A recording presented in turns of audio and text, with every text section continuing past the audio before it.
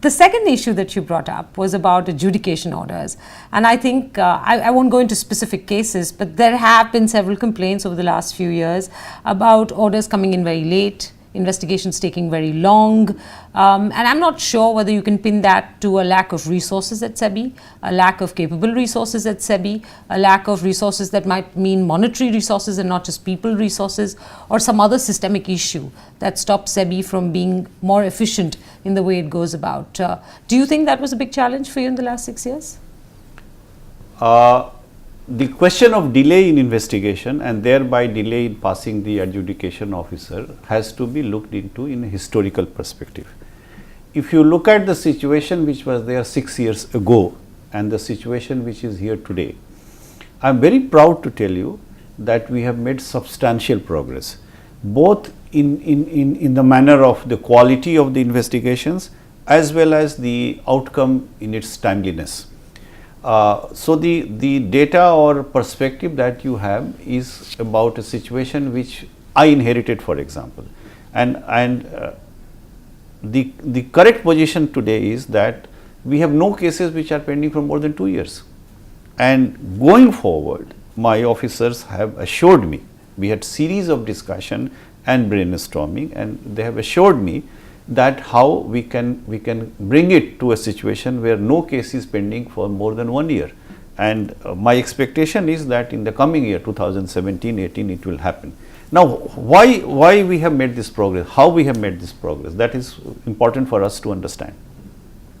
The important thing for us to understand is that SEBI, and every institution has been evolving, SEBI has been evolving, and we are a young organization compared to many other institutions.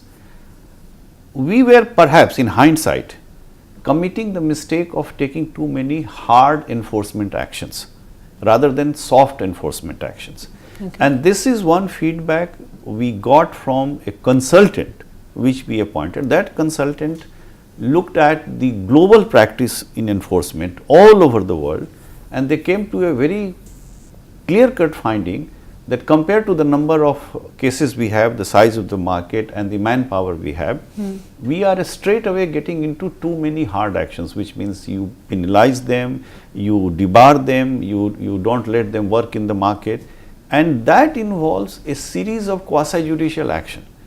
For example, it involves passing an order under section 11B of the SEBI Act. There you have to first pass an interim order, then you have to confirm it, then you have to pass the final order, then it goes into adjudication, then it goes into prosecution. So the outcome, what I am trying to say is that SEBI had a very holistic look at how our enforcement can be more effective, okay, without getting bogged down in too many cases, and thereby the pendency of the cases will get reduced. So that is what has exactly happened. So we have, for example, and the advice we received was that concentrate more on supervision. So we have been we now have a system of risk-based supervision of all our intermediaries.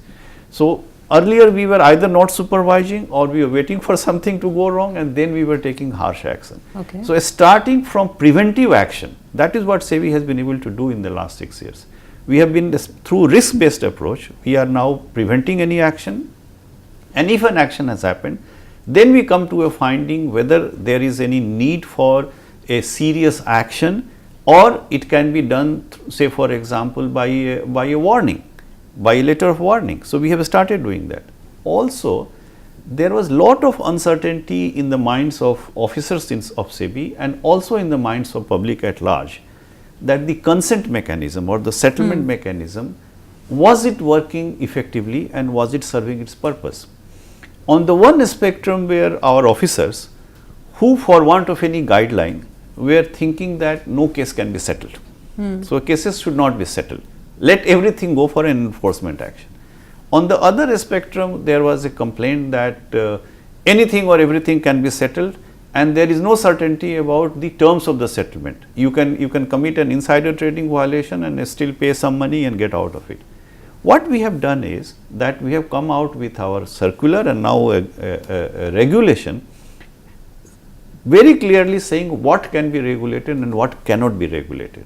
Having done that, we have also provided for penalties which can be mathematically calculated. If there is somebody who has committed an offence, today he can calculate if he goes for an adjudication what is going to be his fate, or if he goes for a settlement, what is going to be his fate. So that much of transparency has been brought in, and because of all these measures, that is more effective supervision which is preventive in nature, a very transparent mechanism for settlement, we have now been able to reduce the pendency of cases, and now as I speak to you, we do not have cases which are very old. So this is a transition which has happened. You can still have an issue that no, you should have done better. Yes, I admit we should have done better.